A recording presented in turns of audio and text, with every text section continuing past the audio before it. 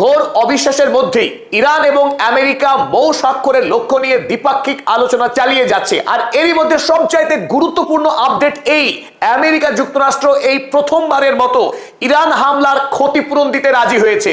আমেরিকার পক্ষে জানানো হয়েছে ইরানে যুদ্ধ পরবর্তী সময়ে $300 বিলিয়ন ক্ষতিপূরণ দেওয়া হবে ইরানকে। আর এই খবর প্রকাশ করেছে আমেরিকার জনপ্রিয় সংবাদপত্র নিউ ইয়র্ক টাইমস।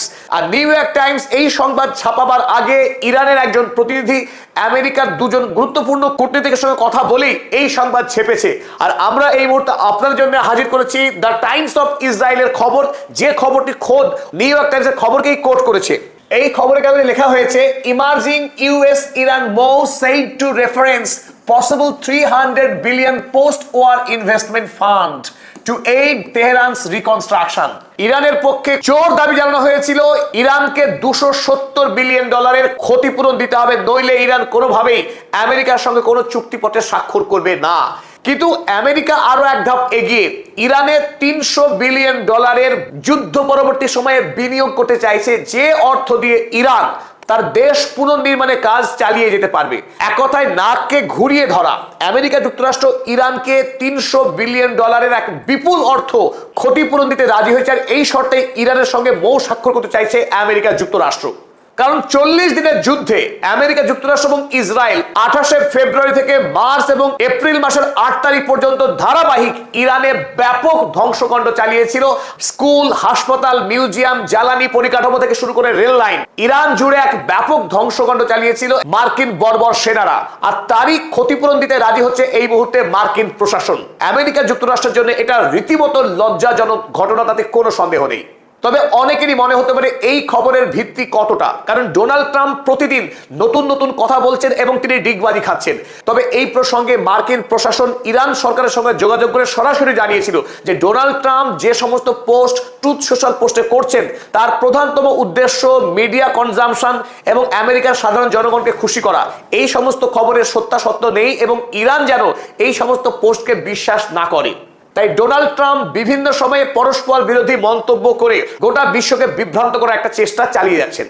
এদিকে কয়েকদিন আগে নিউ ইয়র্কে ওয়াল স্ট্রিট জার্নাল একটি খবর প্রকাশ করে যে যুদ্ধ পরবর্তী সময়ে ইরান বিদেশে তেল রপ্তানি বাড়িয়ে দিয়েছে।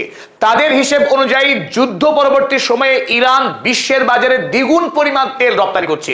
আর এই খবরে স্বাভাবিকভাবে হইচই পড়ে যায় আমেরিকায়, কারণ ডোনাল্ড ট্রাম্প দাবি করেছিলেন ইরানকে তিনি পিষে মারবেন, গলা টিপে খুন করবেন।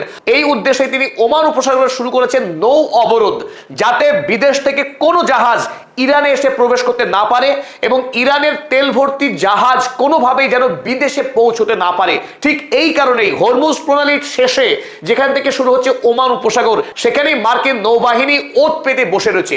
অথচ তার মধ্যেই ইরান বিশ্বের বাজারে তেল রপ্তানি দ্বিগুণ করলো। কিন্তু কিভাবে?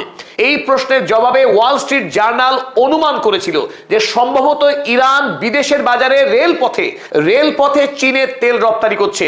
আর এই খবর গতকাল ইরানের সরকারি সংবাদপত্র ফার্স নিউজ তারা একটি ভিডিও এবং খবর প্রকাশ করেছে, যেখানে স্পষ্ট দেখা যাচ্ছে ইরান থেকে ট্যাঙ্কার ভর্তি তেল রেল লাইন ধরে চীনের পথে এগিয়ে যাচ্ছে। আর আরো তাৎপর্যপূর্ণ, এই ট্যাঙ্কারগুলি একেবারে ঝকঝকে নতুন। সেখান থেকেই অনুমান করা যায় যে ইরান যুদ্ধকালীন তৎপরতায় যুদ্ধের মাঝেই নতুন করে এই ট্যাঙ্কার নির্মাণ করেছে এবং চীনের সঙ্গে রেলপথে যাতে এই তেল রপ্তানি করা যায় তার বন্দোবস্ত করেছে। তাই ইরানকে আমেরিকা শত চেষ্টা করেও কোনোভাবেই পরাস্ত করতে পারছে না। ইরানের মানুষের অফুরন্ত দেশভক্তি, দেশপ্রেম, তাদের বিজ্ঞান সাধন এবং হার না মানার মানসিকতার কাছেই আমেরিকা পরাস্ত হচ্ছে। ইরান অবজারভার ফার্স্ট নিউজের এই সংবাদকে কোট করে তারা লিখেছে, Iran has begun transporting LNG and oil to China by railway। রেলপথে ইরান এলএনজি এবং তেল চীনে রপ্তানি করা শুরু করে দিয়েছে। Pakistan is also beginning to import LNG via Iran using the Silk Road Railway। অপরদিকে পাকিস্তান তারাও ইরান থেকে এলএনজি সরবরাহ করা শুরু করে দিয়েছে সিল্ক রোড রেলপথ ধরে। যুদ্ধ শুরু হবার আগে ইরান যখন দৈনিক 12 থেকে 13 লক্ষ ব্যারেল তেল রপ্তানি করত বিশ্বের বাজারে, অথচ যুদ্ধ পরবর্তী সময় যখন যুদ্ধবিরতি চলছে, অপরদিকে চলছে মার্কিন নৌ অবরোধ, তারই মাঝে বর্তমানে ইরান বিশ্বের বাজারে তেল রপ্তানি করছে দৈনিক 22 লক্ষ ব্যারেল। অর্থাৎ যুদ্ধের আগে এবং যুদ্ধের পরে তেল রপ্তানি বেড়ে হয়েছে দ্বিগুণ। তেলের পাশাপাশি পেট্রোকেমিক্যালস, রাসায়নিক সার ইত্যাদিও বিশ্বের বাজারে রপ্তানি করে চলেছে ইরান। যখন আমেরিকা ভেবেছিল যুদ্ধের পর ইরানের অর্থনীতি ভেঙে পড়বে, মুখ থুবড়ে পড়বে, তখন ইরানের অর্থনীতি চাঙ্গা হয়েছে। যুদ্ধের আগের তুলনায় এই মুহূর্তে ইরানের অর্থনৈতিক শক্তি অনেক গুণ বৃদ্ধি পেয়েছে। ফলে ইরানের অভ্যন্তরে এই মুহূর্তে অস্ত্র নির্মাণ এবং সামরিক পরিকাঠামো নির্মাণের গতি বহুগুণ ত্বরান্বিত হয়েছে। চলুন তৃতীয় গুরুত্বপূর্ণ খবরে এবার আমরা নজর দিই। আপনারা প্রত্যেকেই জানেন স্ট্রেট অফ হরমুজ নিয়ে যত যুদ্ধ চলছে আমেরিকার ইরানের সঙ্গে এই মুহূর্তে।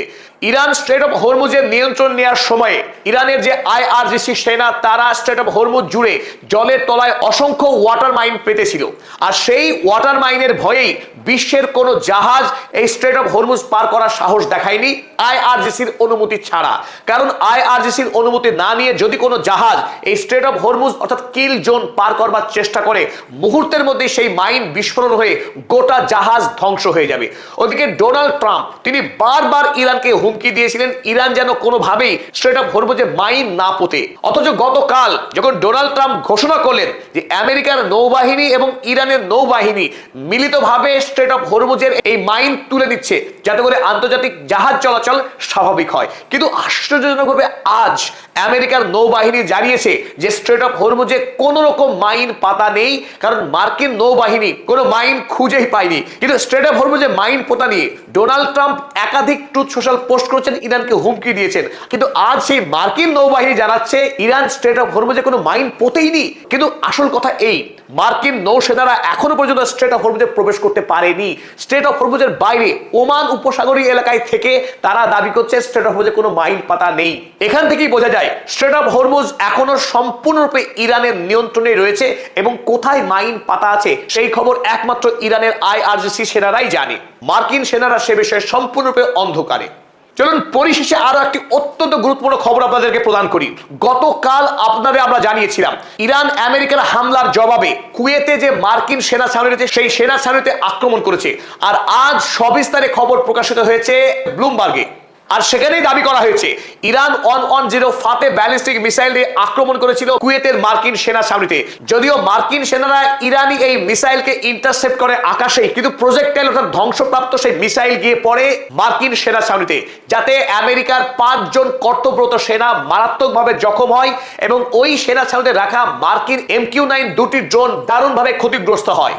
ব্লুমবার্গ লিখেছে Americans injured in Iranian missile strike on Kuwait airbase. আর এই খবর প্রকাশ হয়েছে আজ অর্থাৎ 30শে মে ব্লুমবার্গ খবরের কাগজ প্রকাশ করেছে যে ইরানি আক্রমণে মার্কিন সেনারা জখম হয়েছে, ক্ষতিগ্রস্ত হচ্ছে মার্কিন ড্রোন MQ-9। তাই ইরান যখন আমেরিকার সঙ্গে মৌ স্বাক্ষরের জন্য আলোচনা করছে তখনও কিন্তু 1 ইঞ্চি জমি ছাড়েনি আমেরিকাকে। যদি আমেরিকা যুদ্ধ করে শান্তি স্থাপন করার চেষ্টা করে ইরানের সঙ্গে, ইরান ছেড়ে কথা বলবে না। যে কোনো যুদ্ধের জন্য ইরান প্রস্তুত রয়েছে, সেই বার্তাই দিল ইরান কুয়েতের এই মার্কিন সেনা ছাউনি আক্রমণ করে। এতক্ষণ ধরে আমাদের সঙ্গে থাকার জন্য সকল দর্শক মণ্ডলীকে জানাই অসংখ্য ধন্যবাদ এবং কৃতজ্ঞতা।